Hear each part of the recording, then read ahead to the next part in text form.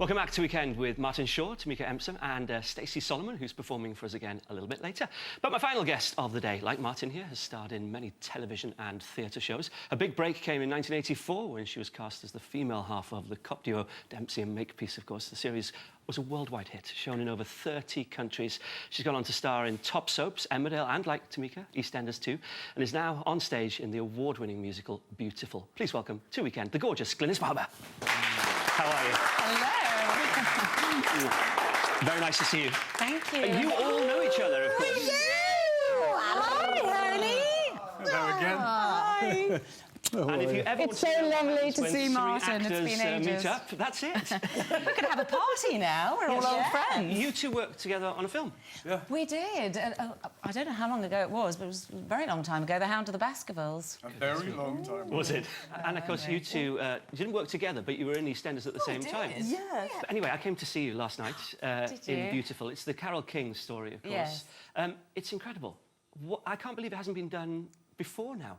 I know, with such incredible music, such an incredible story, and I mean, I was surprised when I read the script because I didn't know that Carole King was a major songwriter. I thought her life began at Tapestry, and it certainly didn't. No, it really, really didn't. But that's what I love about it. You know, you sit there in the show. I don't know if either of you have seen it, and it's hit after hit, and everyone around me were going, "Oh, do you remember that one?" and singing along with it. It's such a great night at the theatre. Yeah, thanks. And you get a Carole King concert for free every night. I do. Why do you think I did it? I was like the biggest Carole King fan ever. Oh, you still like the songs then? Oh yeah, I mean Tapestry is it's one of the first albums I ever bought, Right. and I was a huge, huge fan.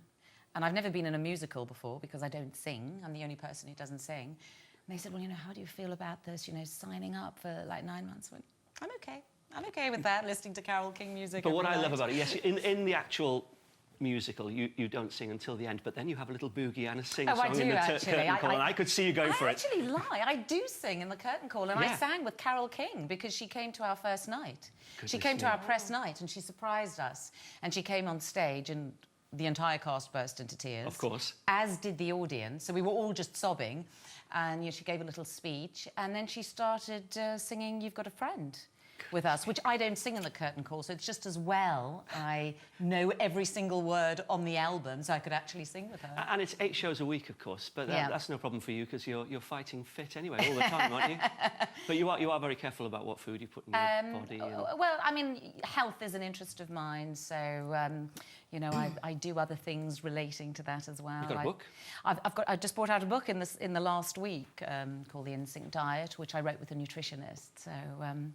Yeah, and I do an anti-aging lifestyle website as well. So because you're very careful about what you eat as well, aren't you? Sure. I remember that about you, being very healthy. I wasn't healthy then, but I remember you being very healthy. Interestingly as well, you've got a very similar story when it comes to acting because you started very young, as we found out, 3 years old. And you got into the whole thing because you loved Hayley Mills and The Parent Trap from the age of 5 or something like that? Well, yes. I mean, I don't come from a theatrical background at all, but when I grew up in South Africa, there was no television, and I never went to the theatre, so I didn't see any plays. But I think my 2 earliest films, one was Disney's Snow White, and the other one was The Parent Trap. And I just thought, well, that looks great. That really looks like fun. And I sort of got the bug. And the first TV break was Blake Seven, of course, wasn't it? Yes, I suppose that would be it. And I know that everyone talks to you about Dempsey and Makepeace. It's the same. Everyone talks to you about the professionals, and I try not to. But what I was interested about was that Dempsey and Makepeace almost didn't happen. Because you were doing something else at the time. You were doing Jane, weren't well, you? I'd done Jane, which was sort of I think it was one of the first shows, if not the first show, that had a CGI background. So sort of real life people with a CGI background. It was a wartime story, wasn't it? Yeah, it was based on a strip cartoon in the Second World War. And we did series 1, and we were due to do series 2, and they wanted me to sign up, and Dempsey and Makepeace came along. And I had the interview and the recall, and then they said, right, we'll let you know by next week. And we said, well, you know, we've got to let Jane Series 2 know, because, oh yeah, we'll be back to you. And they didn't come back. And my agent said, what should we do? And I said, well, sign up for Jane. So we did. And then Dempsey and Makepeace came back and went, what are you doing? We just saw it in the paper. So they actually had to postpone the series. I think they couldn't quite believe we'd done that. Amazing. Good work on your behalf. 2 wages. ways, you know. Absolutely. Yeah, And good on let me ask you, that after the first day of rehearsal, if I had you on the couch and we'd have this interview and I said, Michael Brandon, marrying material, what would you have said? Oh, no. I would have thought you know, completely mad. No, I didn't like the look of him. And then when I met him, he was very loud. But that won't do at all. You've survived the test of time, though. You've been married for, what, 25 years Yeah. now? What's the key to having a successful marriage in the public Well, eye? I have no idea, because I don't have one. But no, I'm joking. No, people ask that all the time, as if I hold the key. I really don't know. Well, what's your key, then, I suppose? Well, I think if, you know, because every relationship has its ups and downs, and it's not easy living with someone.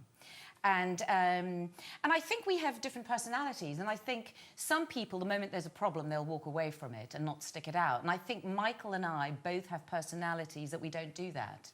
So we don't just walk out a relationship or give up, you know, when there's a problem. Mm-hmm. So I think that's worked in our favour, you know, that we're the kind of people who stick with something, and I would say humour. Right. You know, Michael is funny, and I do like a funny bloke. And we mentioned EastEnders briefly. You could go back to it, of course, couldn't you? Well, I could.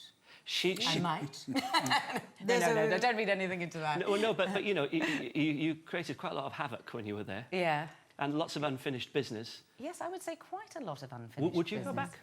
It would be quite nice to go back and settle a few scores and... Look at me. I don't know why I'm looking at you. I'm on your team. I know, you were on my team. Yeah. Actually, you do that face very well, and it's very scary, honestly. You'd be all right with me, babes. Listen, good luck with the book, Thank you. The In Sync Diet, and also good luck with the musical. I absolutely loved it, and I urge anyone to go and see it, because you leave that theatre on such a high. The songs just keep on coming, one after another. Thank you. Pleasure. Now then, for